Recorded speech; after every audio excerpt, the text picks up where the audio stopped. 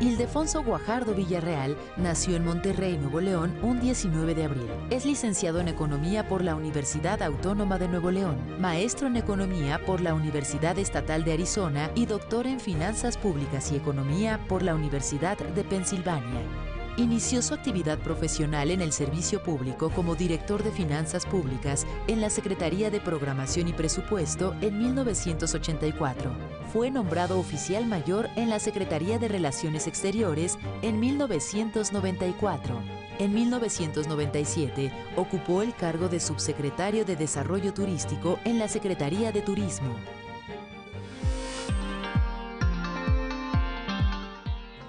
¿Qué tal? ¿Cómo están ustedes? Estamos en una nueva emisión de Sin Etiquetas y hoy con el gusto de entrevistar a Ildefonso Guajardo. Ildefonso, muchas gracias. Gracias, Fernando. Me da mucho gusto que nos hayas recibido aquí en tu oficina. Y vamos a charlar en un programa que es con políticos, sin hablar de política. Desacralizamos a los políticos para rescatar a la política, para acercarla a los ciudadanos, para que la gente que nos ve y nos oye los conozca como seres humanos. ¿Sí? Creo que es una buena idea. Sin duda, eso ayuda, pero también ayuda el que los políticos día con día sean más transparentes, sean mejores comunicadores y sin duda tengan un diálogo permanente con la sociedad. No tengo duda de ello. ¿Tú naces en Monterrey, Nuevo León? Nazco en Monterrey, sí, en 1957. Ah, en una somos maternidad, de la misma edad, justo. en una maternidad que era la maternidad donde en esa generación nacieron mucha gente, la ¿Muguerza? maternidad Conchita. Ah, Conchita. El Muguerza era un poquito para una clase un poquito más, más elevada. El Conchita era para la raza, o sea, más... ¿Dónde vivías más en Monterrey? Cuando mis padres llegan migrando del norte del estado, ellos vienen de un municipio que se llama Lampazos. Maravilloso pueblo, precioso, con muy buenos venados, por cierto. Hay ranchos ahí con venados, nosotros ahí conservamos la casa de mis abuelos y ahí de vez en cuando pasamos ahí fines de semana. Pero mis padres emigran y llegan a Monterrey en 1947. Mi padre toma en traspaso un pequeño negocio de abarrotes y ahí en Reforma, llamado Nervo, en el centro de la ciudad de Monterrey, me toca nacer y vivir en ese barrio mis primeros 5 años de vida. De hecho, asistí al kinder ahí en el sector antiguo de la ciudad de Monterrey y el primer año de primaria lo inicié en una escuela muy bonita que es un edificio art déco que está en la Avenida Madero, que se llama la Escuela Venustiano Carranza. Okay. Pero lo oía mi padre porque el barrio, como hoy se pueden dar cuenta, se puso medio rudo. Se instalaron demasiados cantinas y bares y cosas así. Entonces nos cambiamos a una colonia en el municipio de Guadalupe, la colonia Lindavista. Muy bien, sí la conozco. Oye, tu papá Reinaldo y tu madre Francisca, comentábamos un momento antes de entrar al aire, tu papá tendría hoy 108 años. Sí, yo nací cuando él tenía 50 años, soy el último de 6. Entonces me toca una relación interesante porque un padre con muchos valores y principios y de mucha disciplina, pero al mismo tiempo la parte pues, de aprender a jugar béisbol, de aprender a jugar soccer, pues fueron mis hermanos mayores. Claro. Mi hermana mayor me lleva 15 años. De hecho, me toca asistir a los primeros años de escuela primaria en la colonia Lindavista, cuando mi hermana era ya maestra de la misma primaria. Que hay una parte importante de magisterio en tu familia. Sí, como todas las familias de esa época, en buena parte del norte de México y sobre todo en Nuevo León, los tíos iniciaban con esfuerzo estudiando para maestros, trabajaban como maestros y luego se pagaban con eso sus estudios universitarios. Esos elementos le dieron muchísimo prestigio al magisterio. Claro. O sea, el respeto al maestro en mi generación era un gran respeto en toda la sociedad. Yo creo que ese es uno de los grandes temas de la sociedad mexicana, restablecer el respeto al maestro. El maestro se lo tiene que ganar, que hay muchos que sí lo tienen, ¿no? Sí, sin duda, pero también tenemos que reconocérselo. O sea, es en dos sentidos, ¿no? El maestro se lo gana pero también hay que premiar al maestro que hace ese esfuerzo, ¿no? Sin duda, Ildefonso. Oye, ¿y algunos maestros que te acuerdes que hayan dejado algo en ti? A todos nos han dejado, algún maestro, nos acordamos de alguien. Mira, una de las cosas que me quedó claro es que en la primaria siempre hicimos lo posible para que mi hermana nunca fuera mi maestra. Y entonces yo sabía que todas mis maestras pues le reportaban a mi hermana. ¿Porque te iba a reprobar o porque te iba a pasar? No, porque me iba a reprobar. Muy bien. Tenía fama de dura. Ok. Y ahí pues tuve muchas maestras, sobre todo maestras en la primaria.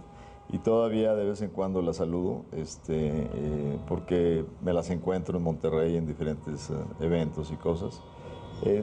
Te diría que en la secundaria es cuando tengo más recuerdos, cuando te empiezas a formar de manera más profunda, ¿no? Recuerdo que en la secundaria fue mi primera participación en actividades políticas. Intenté ir por la mesa directiva en un esquema de reto a la tradición de heredarse mesas directivas en un grupo muy selecto que llevaba la mesa directiva, y nos convertimos un poco en los rebeldes que íbamos a cambiar el sistema. Eso sí me gusta, porque como ves, aquí no hablamos de política. El hecho de ser rebeldes y conducir al grupo, eso sí me gusta.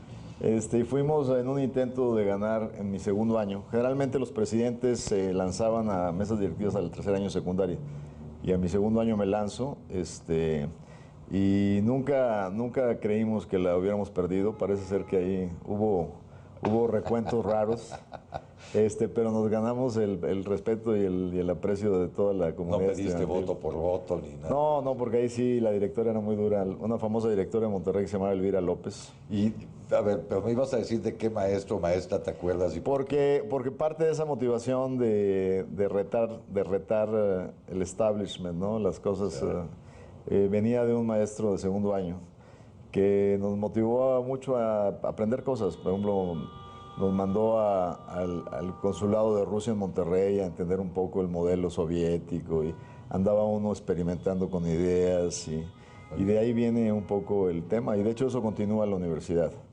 Llego a la Universidad de Nuevo León. De hecho, como te puedes dar cuenta, toda mi vida estudiantil fue en escuelas públicas. Sí. O sea, en mi casa... Oye, y antes de llegar a la universidad, porque al ratito vamos a ir a un corte, ¿te ibas de pinta en la secundaria o en la primaria o en la... No, realmente, o sea, siendo el menor de una familia con muchos valores en materia de educación, de formación, o sea, pintas y desaparecerte y esas cosas, No. es casi, o sea, era nulo, ¿no? O sea, tenías tus tiempos y te divertías con tus amigos del barrio, pero fuera de eso no había... De repente en la primaria tenías 8 años, mandaban por ti, caminando, y de repente te le escondías a quien iba por ti, te ibas a casa de un amigo a jugar, y de repente se armaba un escándalo porque no te encontraban. Pero era después de salir de la escuela, no antes. ¿Y eras un niño aplicado? La verdad es que en mi casa me consideraban un niño inquieto.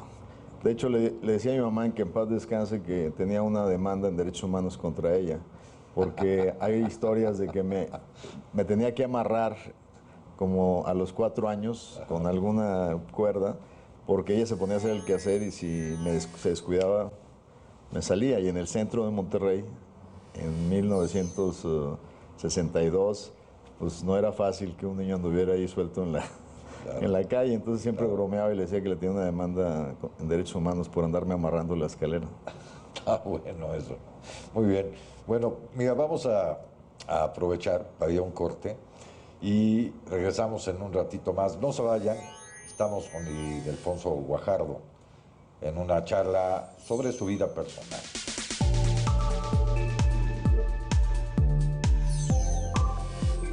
Continuamos con Ildefonso Guajardo Villarreal, secretario de Economía.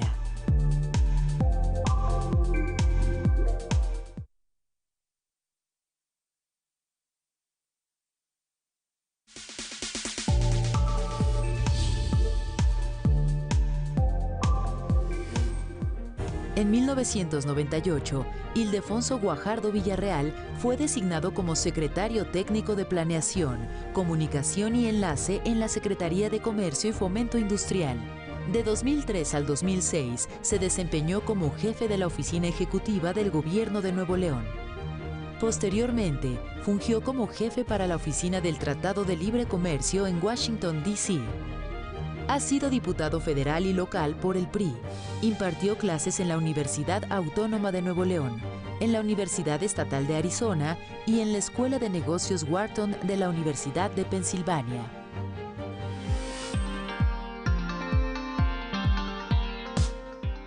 Gracias, estamos aquí de vuelta en Sin Etiquetas con Ildefonso Guajardo. Oye, ¿y te gusta el cine o te gusta el teatro? ¿Qué pasatiempo tienes? Bueno, en la parte... sí me gusta mucho el cine y me gusta el teatro. Comprenderás que con el tiempo cada vez es más difícil tomar el espacio para hacerlo. Digamos, por darte un ejemplo, en eventos culturales, lo último que me tocó ver en el transcurso del último mes fue el concierto de Camarena, cuando vino aquí al Auditorio Nacional. Pues la verdad es que va a ser este cuate un monstruo en la ópera mundial y pues hay que seguirlo desde muy temprano, ¿no? ¿Y qué música te gusta? De toda. Disfruto El hip hop, y el rap y esas cosas. No tanto así como para escucharlo todo el día, pero digamos, por la herencia de los padres, crecí escuchando música. Mi familia se conforma de dos caracteres que se funden, que es los Villarreal por un lado y los Guajardo por el otro, pero son como el agua y el aceite. Los Villarreales son alegres, se levantan cantando en las mañanas, ajá, sonríen todo el día, y los Guajardos son más serios, más secos, más sufridos, más de trabajo. Y entonces tú puedes ver en mis hermanos quiénes pintaron Villarreales y quiénes pintaron Guajardos. ¿Y tú qué pintas? Es clarísimo que soy Guajardo. No, te ríes mucho, ¿no? Sonríes mucho. No, pero soy más en el lado de cargo con las responsabilidades. ¿Y cantas, aunque sea en la regadera? No. ¿No? No. La única habilidad que disfruto mucho cuando se da la oportunidad que voy a bodas, que voy así, es bailar. Y sí me gusta bailar. Teniendo hermanos mayores que me llevan 15 años y, o sea, que baila 12 rock, años. Seguro. Bailo desde cha-cha-cha. Ándale. O sea, mis hermanos me enseñaron a bailar desde que yo tenía 12 años. Ya. Entonces, de las cosas así divertidas, canto no se me da. Disfruto la bohemia, me encanta la bohemia. Y de hecho, me ha tocado vivir en diferentes épocas en la Ciudad de México por responsabilidades de trabajo. Y la verdad es que tengo que confesar que hoy no estoy al tanto de dónde están las mejores bohemias, pero hace tiempo sabía dónde estaba en la colonia Roma, donde se cantaba música de María Grieber, imagínate, donde estaba en Reforma había un lugar de música bohemia cubana, me encanta la trova yucateca. Mis papás les gustaba mucho la música, mucho. Mi mamá tenía siempre, hasta que murió a los 90 años, ella se levantaba todos los días con una CD, sí, el de Juan Gabriel en el Palacio de Bellas Artes. Qué bonito. Todos sus días los empezaba escuchando a Juan Gabriel. Muy Villarreal. Muy Villarreal. ¿No? Oye, ¿y qué te gusta leer? ¿Qué tipo de lectura te gusta? Que no sea de chamba. Primero déjame confesar que el momento más alto de lecturas en mi vida fue entre los 15 y los 18 años. El tiempo de mi vida donde más libros leí y donde más rápido los leía fue entre los 15 y los 18, 19 años. Y es un fenómeno que se da porque mis padres fueron muy inteligentes. Tenían 4 hijos varones. En lugar de acomodarlos, los 2 mayores en una recámara y los 2 menores en otra recámara, nos cruzaron. De tal manera que compartíamos recámara hermanos que nos llevábamos 7 años de edad. Entonces, cuando yo tenía 14 años, mi hermano tenía 21. Y en esa época mi hermano estaba leyendo mucho. Entonces, todo lo que él leía, me lo pasaba. Entonces, el hábito de la lectura lo tuve por mi hermano. Pero te adelantaste a libros que probablemente no correspondían a tu edad. Sí, todo lo que es la filosofía alemana, todo lo que es las cosas interesantes, la metamorfosis de Kafka. ¿Y qué más? Wittgenstein, Kierkegaard, la rueda. Kant. Casi todo eso lo leí en esa época. Y me acuerdo porque era una época donde yo fui muy temprano a la escuela. Yo entré a la primaria a los 5 años. O sea, era tan inquieto que prefirieron echarme a la escuela. Entonces yo terminé la primaria a los a los 11 años, la secundaria a los 14, y yo ya estaba en la preparatoria prácticamente a los 15 años. Sí, te adelantaste. Y entonces era muy interesante porque entre la prepa y los primer año de universidad encontraba amigos con aficiones de ese tipo de lecturas. Y me acuerdo que uno podía pasar 3 horas discutiendo ideas y libros, y era impresionante. Entonces, Cuando tomábamos café y discutíamos y arreglábamos el mundo, ¿no? así era. Somos de esa generación. Exactamente, y ahora te pones a ver que la dinámica de la innovación ha hecho que este mundo sea un mundo de análisis y debates mucho más cortos, Y pero, lights. pero más efectivos, porque siempre son más informados, Son ¿no? más informados, pero son más débiles en su estructura, ¿no? Tendrá sus virtudes, ¿no? Pero sí, digamos, en términos de lecturas, ahora hay algo que en esa época también me llamó mucho la atención, y eran los libros de la novela política, ¿no? Ok. Pues básicamente todo lo que en esa época influyó mucho a mi generación, las narraciones de las asociaciones presidenciales, Por supuesto. o sea, todo lo de Spota, ¿no? O sea, todos los libros sobre Sí, el de Luis poder. Espota o de Elena Poniatowska, que ya empezaba, ¿no? Sí, pero Luis Spota era el que más manejaba la novela política, ¿no? Pasando a otro asunto. ¿Te gustan las carnes asadas? Yo soy regio Por y eso. crecí en el ambiente de las carnes asadas. Como estudiantes hacíamos pues, festejos de fin de cursos o de repente los fines de semana, pero había algo interesante porque sí me gustan las carnes asadas, pero hay algo que no soy muy particularmente afecto a la cerveza. Claro. No que tomo ya cerveza. Va una con la otra. Sí, y mis reuniones con mis amigos había que apoquinarse igual todos para la carne asada. Y yo les decía, bueno, pues entonces a mí denme doble ración de carne asada porque yo no Porque le yo entro no a los tomo cartones de cerveza. ¿Y cuál es tu comida favorita? Regional, o sea, La que tú quieras. No, la verdad es que, bueno, hay muchas, o sea, y en eso sí soy bastante tragón. Entonces, me gusta mucho la comida mexicana, me gusta mucho la comida de mi tierra. La gente en México generalmente piensa que en el norte solo se come carne asada y cabrito, Claro que no. pero hay elementos un poquito más sofisticados que son interesantes, que no son tan populares o comunes. Por ejemplo, la receta del cabrito en sangrita. Es una receta que en mi casa viene de mis abuelas y que es una receta de más de 150 años. Y mi mamá, es interesante, mis hermanas no la cocinan, no la aprendieron a cocinar. Mi hermano aprendió a cocinarla. Entonces, el único de la familia que tiene la receta familiar del cabrito. Pues hay que pasárselos a los hijos, si no se va... Bueno, a mi hermano todavía le falta un buen rato. Pero digamos, el cabrito en salsa, el cabrito en sangrita, el cortadillo norteño, el atropellado, que es carne El chile de seca. monte, el chile piquín. El chile piquín. Me gusta, no como gente que lo agarra así en puños. Y, Yo así lo hago. No, pues necesitas tener un aparato digestivo muy blindado, porque a mí sí de repente me reacciona la irritación con tanto picante. Tuve una esposa regiomontana, probablemente por eso, y 2 hijos regios, y espero tener algún día una novia regia también, aunque no sea regiomontana. Vamos a ir a un corte, Ildefonso, y regresamos en un momento más. No se vaya, estamos charlando con Ildefonso Guajardo.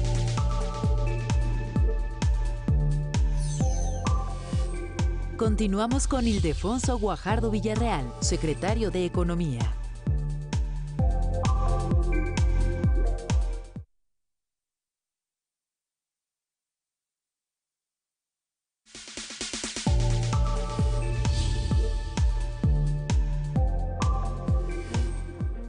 Ildefonso Guajardo Villarreal fue economista en jefe de la sección para Brasil en el Fondo Monetario Internacional y economista asociado en el Departamento de Asuntos Fiscales de la misma institución.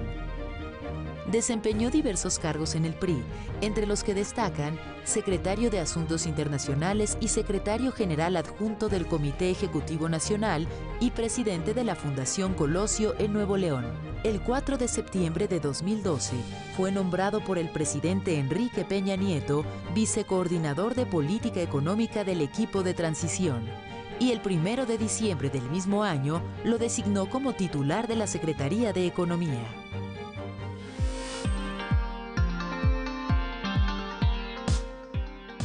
Gracias, seguimos en esta charla con Ildefonso Guajardo, aquí en Sin Etiquetas. Bueno, hemos platicado ya de diferentes temas, ¿no? ¿Cómo decides estudiar economía? ¿Por qué?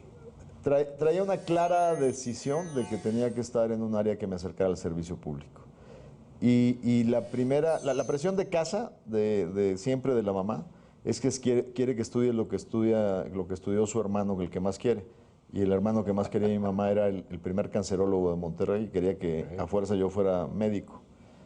Pero un día que fui nada más de visita de la prepa al nosocomio del universitario y vi el primer cadáver que estaban, se me revolvió el estómago y dije... Esto no es para mí. Esto no es para mí.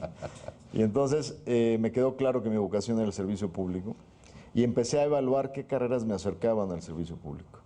Y en ese momento la más natural por la época generacional era leyes. Sí.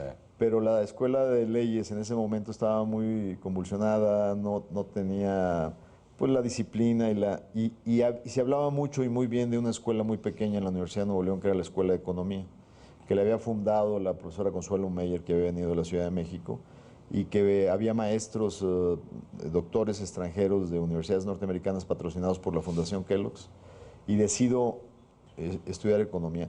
En ese momento, ya que descarté leyes, puse economía o el Colegio de México. De hecho, a los 17 años me consiguieron una cita con Víctor Urquidi y vine a México a platicar con él porque le dije que quería estudiar Relaciones Internacionales. Y Urquidi era en la época donde si venías a estudiar al colegio eran plazos fijos de 4 años. Claro. Y el siguiente no empezaba hasta dentro de 2 años.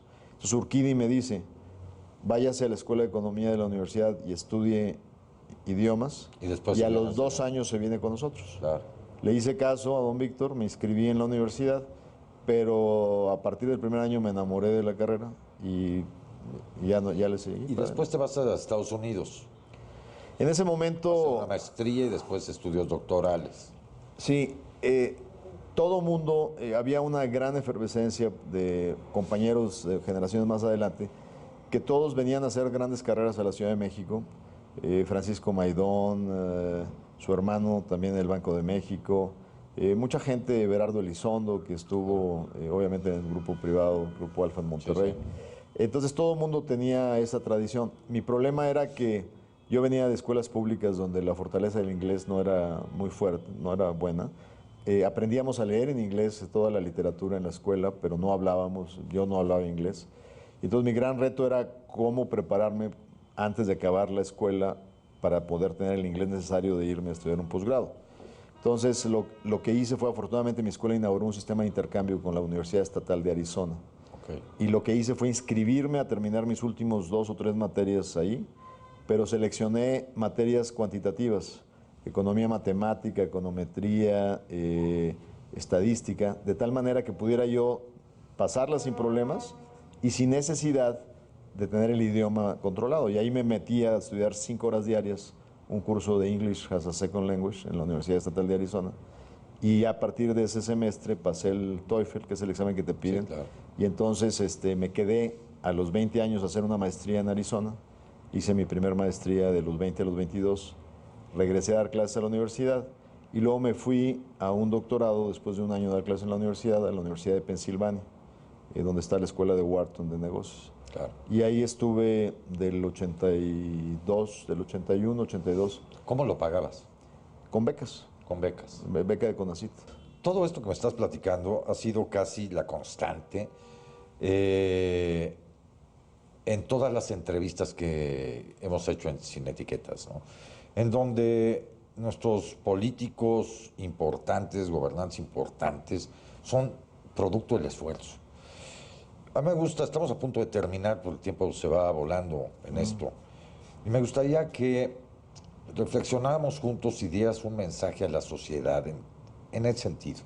México es un gran país con valores, tradiciones, geográficamente, hidrológicamente, unos mares extraordinarios, en fin.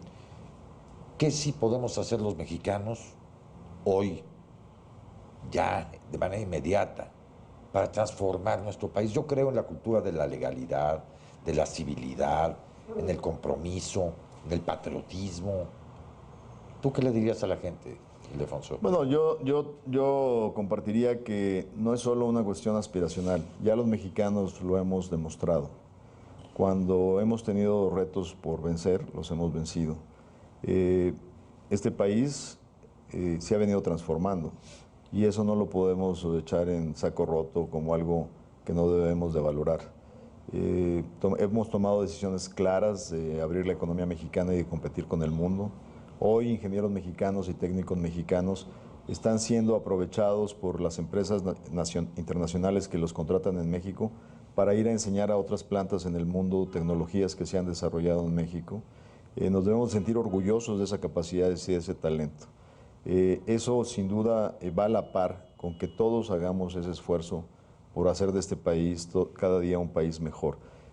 Sin duda, a veces desde adentro no nos damos cuenta la admiración con la que mucha gente nos ven desde afuera. Y esto es cierto en muchas áreas en las cuales hemos logrado avances. Sin duda hay muchas otras que necesitamos transformarlas, que necesitamos mejorar la capacidad como la sociedad se involucra en los asuntos del futuro del país y de cómo responsablemente y constructivamente podemos seguir aportando la sociedad, las instituciones, el sector privado y el gobierno para llevarnos a mejores estadios de desarrollo en esta gran nación. Y creo que tenemos todos los elementos y tenemos la responsabilidad todos, en el sector público, en el sector privado, la ciudadanía, para participar con una mayor compenetración en la vida pública de este país. De lo que me estás hablando es de sentirnos orgullosos de ser mexicanos. Somos gente talentosa, gente muy trabajadora, gente con un ingenio excepcional en muchas cosas. Si sumáramos todo eso, seguramente tendríamos un México sin duda, mucho mejor. Y tener una gran confianza en nosotros mismos.